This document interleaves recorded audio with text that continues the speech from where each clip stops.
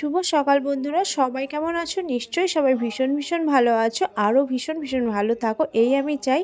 সোমার blog চ্যানেলে তোমাদের অনেক স্বাগত জানিয়ে আরও একটা নতুন ভিডিও স্টার্ট করছি। তো এখন সময় সকাল 10টা, আর এখন থেকে আমি তোমাদেরকে সাথে নিয়ে নতুন ভিডিও স্টার্ট করছি। তো চলো তোমরা আমার সাথে থাকো আর দেখতে থাকো।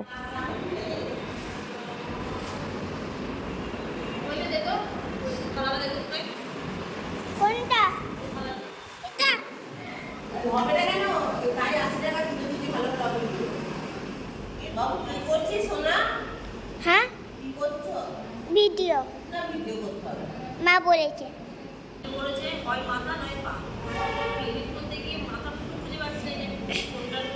নিচে কথা বলবে না, ঠিকই করেছি। এক্ষুনি দেখো তো।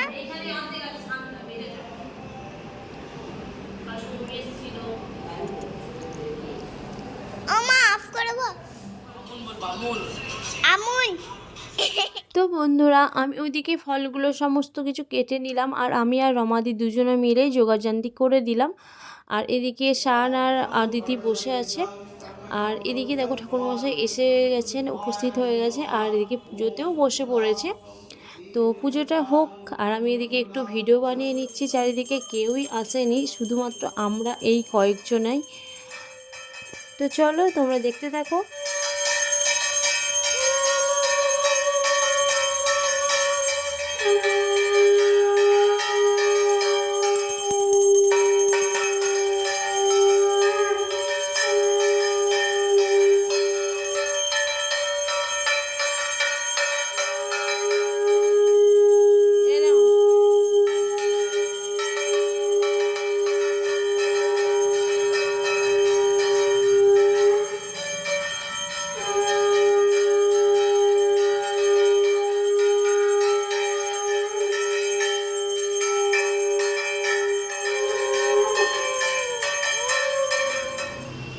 তো পুজো হয়ে গেছে, আর আমি এখানে প্রসাদগুলো সমস্ত কিছু মাখিয়ে নিচ্ছি। আজকে যেহেতু চিড়ে প্রসাদ, তো দধি কলমা, তো সেই কারণে চিড়ের সঙ্গে সমস্ত কিছু উপকরণ যেমন দুধ, মুরকি আর গুড়, দই আর ফল সব কিছু একসাথে মিক্সড করে নেব। আর এদিকে ঠাকুরমশাই বাড়ি চলে যাবে, আর আজকে যেহেতু অন্য কোথাও পুজো নেই, তো সেহেতু যা কিছু ছিল প্রসাদ প্রাপ্ত সেগুলো সব কিছু প্যাকেট করে দিয়ে দিচ্ছি। আর এদিকে একটু মিষ্টি আর প্রসাদও দিয়ে দিলাম।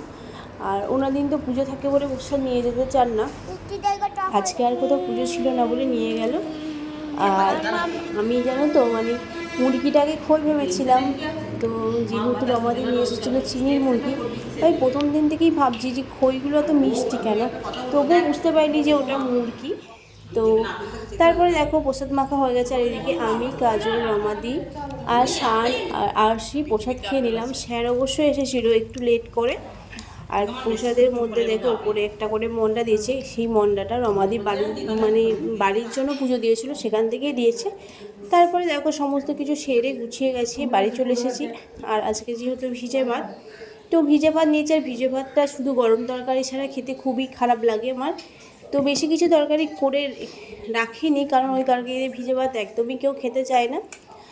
তো আমি এখানে করে রেখেছিলাম বেসন বড়া, আর মাছের টক দিয়েছিল দিদি, অনেক কিছু মূলো টুলো দিয়ে মাছ দিয়ে টক করেছিল। আর আমি করেছিলাম বেসন বড়া, ছাতু আর পোস্ত বাটি, ওটা দিয়ে একটু ভালো লাগে। আর তেল লঙ্কাটা ভেজে রেখেছিলাম।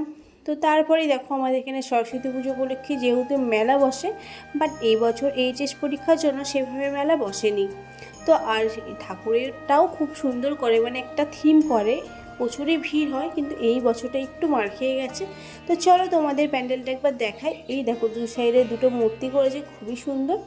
আর এবারের থিম হচ্ছে ব্যাঙের ছাতা, তো খুবই সুন্দর হয়েছে। দেখো প্রথমে এন্ট্রিতেই দুটো ময়ূর আর একটা গাছ, আর সামনেই একটা পুকুর করেছে, খুবই সুন্দর করেছে। এই ছেলেগুলো অল্প খরচের মধ্যে এত সুন্দর থিম করে, বলার কথা নয়। তো যাই হোক, থার্মোকল দিয়ে খুব সুন্দর করে কাজ করেছে, ওরা সমস্তটা নিজেরা হাতে বানিয়ে করে, তো ওদের কষ্ট করে করাটা খুবই সার্থক হয়েছে, খুবই সুন্দর হয়েছে। আর এদিকে মৌমাছি করেছে, আর নানা রকম ব্যাঙের ছাতা করেছে, গাছের পাতা করেছে, আর এদিকে দুটো স্পাইডার করেছে, খুবই সুন্দর হয়েছে। স্পাইডারগুলো পুরো একদমই অরিজিনালের মতোই। তারপরে দেখো এই পুকুরটা, আর থার্মোকল দিয়ে কিছু পদ্ম ফুল আর পাতা করেছে, খুবই সুন্দর। পুরো মানে ওপর থেকে দেখে খুব কাছ থেকে না গেলে বোঝাই যাবে না যে ওটা আর্টিফিশিয়াল। তারপরে দেখো ঢুকেছে, আর এখানে একটা বৃহৎ আকৃতির ব্যাঙ আর একটা গাছ করেছে, ভীষণই সুন্দর গাছটা। দেখো তোমরা দেখলেই বুঝতে পারবে, পুরো মনেই হচ্ছে যে অরিজিনাল, একদম পুরো অন্য কোনো দেশে অন্য কোনো রাজ্যে এসে গেছি এরকমই ফিল আসছে। আর এদিকে নানা রকম ব্যাঙের ছাতা, ফুল, গাছের পাতা করেছে, খুব সুন্দর করেছে থিমটা। আর আমি এখানে পায়েল আর আরশি চলে এসেছি সন্ধ্যেবেলা একটু আরশির পায়নাতেই। তো ও বলছিল একটু মেলা দেখতে, মেলা তো সেভাবে বসেনি, বাট একটু নাগরদোলা জাম্পিং বসেছে, সেটাই ও দেখতে এসেছে। আর আমি ভাবলাম একটু সবজি বাজারটাও করে নেব, কারণ ওইখানেই তো আমাদের বাজার বাড়ির কাছে। তো এই হচ্ছে মূর্তিটা, অসম সুন্দর মায়ের মূর্তিটা। দেখো তোমরা দেখলেই মন ভরে যাবে, এত সুন্দর হয়েছে ঠাকুরটা। মনেই হচ্ছে না যে এটাকে বিসর্জন দিই, মনে হচ্ছে এটাকে রেখেই দিই ঠাকুরটাকে। তো তারপরে আমরা বাইরে বেরিয়ে গেছি, আর বাইরে বেরিয়েই দেখো এখানে বেলুন টেলুনগুলো বসে রয়েছে। আর আরশি তো ফার্স্টেই জাম্পিং করে নিয়েছে, যেমন কারণ হচ্ছে ডান্সের ক্লাসের সামনে, মানে আমাদের বাড়ির রাস্তার সামনেই জাম্পিংটা বসেছে, তো সেই কারণে ওরা তো হয়েছে না। তারপরে চলে এলাম একটু ফুচকা খেতে, আর আরশি তো ফুচকার মানে জম বলা চলে, এত ফুচকা খেতে ভালোবাসে। দেখো কিভাবে ওয়েট করছে, দেখো হ্যাংলার মতো। ওই দেখো, দেখেছ ও কিভাবে আলুটা মাখতে তর দিচ্ছে না। তো তারপরে ও খেয়ে নিল, আর ওর সুবাদে আমি আর পায়েলও একটু ফুচকা খেয়ে নিলাম দুজনে মিলে। যাই হোক, বেশি টাকা বিল করিনি, মাত্র 50 টাকা বিল হয়েছিল ফুচকাতে। তারপরে চলে এলাম, ও বললো একটা রোল খাবো।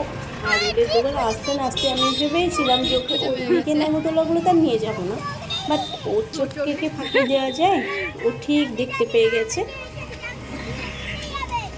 তো আর তো রেহাই নেই, তারপরে আবার ওকে নিয়ে আসতে হলো এখানে একটা ছোট্ট পাড়া মাঠ আছে, আর এখানেই বেশ কয়েকটা নাগরদোলা বসেছে, আর তার সাথে বসেছিল একটা জাম্পিং। আর ওকে যেহেতু একবার জাম্পিংয়ে চাপিয়েছি, সেই কারণে ও বায়না করলো বা জাম্পিংয়ে চাপতে দিইনি।